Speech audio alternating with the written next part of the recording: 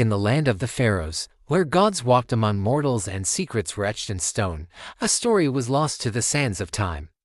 This is not a tale of kings born to rule, but of a destiny forged in courage and wisdom. Our story begins within the hallowed walls of the Karnak temple, a place where history itself seemed to breathe. Here lived a boy named Kale, just 15 summers old. Dressed in simple linen, he served the priests, his hands tracing the hieroglyphs that told tales of gods and glorious pharaohs. He felt a strange connection to these ancient stories. I whisper from a past he could not name. To all, he was just an orphan, found as a babe at the temple gates, but fate had a grander design for him.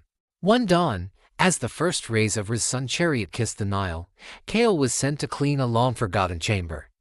Dust motes danced in the golden light, revealing a scroll sealed not with clay, but with the sigil of a serpent and sun, the mark of a forgotten dynasty.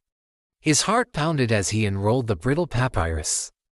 The script was ancient, a prophecy spoken by the priests of Thoth.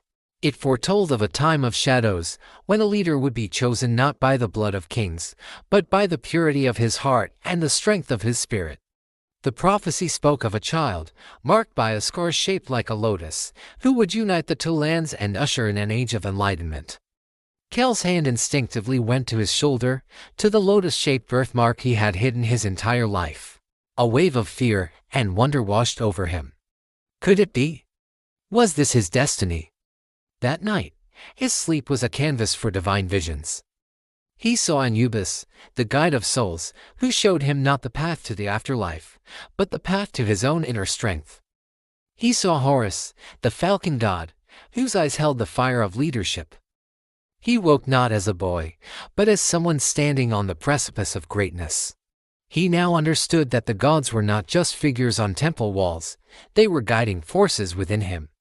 The prophecy wasn't a command, but a challenge. He had to prove himself worthy. He began to study with a new fervor. He devoured scrolls on law, agriculture, and military strategy. He listened to the whispers of the people in the marketplace, understanding their hopes and their hardships.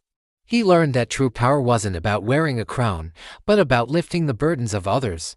His mentors, the temple priests, watched in awe. They saw wisdom in his eyes that belied his ears, a compassion that flowed as freely as the Nile itself. He was no longer just Kale the orphan, he was becoming a leader. The moment of truth arrived unexpectedly.